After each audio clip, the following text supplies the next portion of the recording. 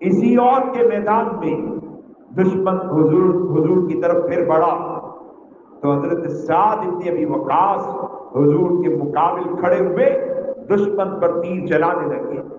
کمال کے تیر انداز تھے، اپنے فن کو حضور کے دشمنوں پر استعمال کر رہی ہیں.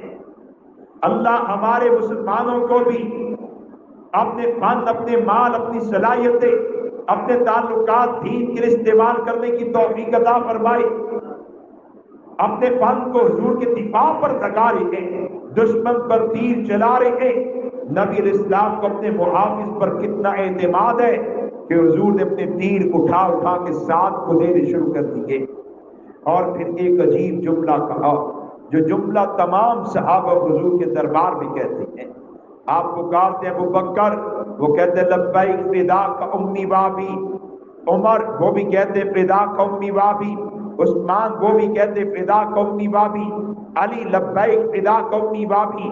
صحابہ حضور کے ساتھ اظہار جانثاری کے لیے، اظہار وفاداری کے لیے اسی جملے کو بولتے ہیں فداک امی وابی. لفظی ترجمہ اے اللہ کے نبی حکم کیجئے، ماں باپ آپ پہ قربان. لیکن مفہوم صرف ماں باپ پر ختم نہیں ہوتا، مفہوم صرف ماں باپ کا احاطہ نہیں کرتا. جب ماں باپ لگا دیے تو باقی سب بھی لگا دیا جائے گا. عرب اس کے لیے جملہ بولتے ہیں جس پر اپنا سب کچھ قربان کر دینے کا جذبہ رکھتے ہو. گویا صحابی یہ کہتا ہے اللہ کے نبی حکم کیجئے، مال چاہیے قدموں میں ڈال دیں گے. اللہ کے نبی حکم کیجئے، خاندان قوم قبیلہ چاہیے چھوڑ دیں گے، مقد مقابل آ جائیں گے. حکم کیجئے، جان چاہیے، اولاد چاہیے، پیش کر دیں گے. اور ایک یہ سعد ہے حضور کا دفاع کرتے ہیں، دشمنان پیغمبر پر تیر چلاتے ہیں، نبی سے وفاداری کرتے ہیں. تو آپ اپنے تیر اٹھا اٹھا کے سعد کو دیتے ہیں اور پھر کہتے ہیں، فرماتے ہیں یا سعد، اے میرے پیارے سعد، اے میرے پیارے سعد، ارمی، میرے دشمن پر تو تیر چلا، محمد کا تو دفاع کر.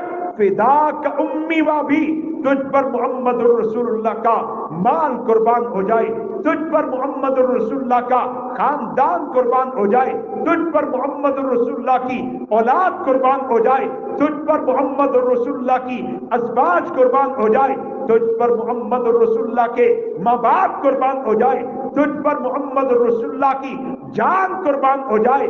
دشمن پر تو تیر چلا، میری ذات کا دفاع کر. حضرت صدیق اکبر نے کہا یہ جملہ اگر حضور نے کسی کو کہا تو حضرت سعد کو کہا ہے. اور سعد کا کام نوافل پڑھنا نہیں، تلاوت کرنا نہیں. تلاوت بھی بڑا اعلیٰ کام ہے، نوافل بھی بڑے درجے کی عبادت ہے. لیکن سعد نے یہ دعا لی ہے کب؟ جب پیغمبر کی ذات کے دفاع کے لیے سعد پیغمبر کے دشمنوں کے مقابلے میں آیا ہے.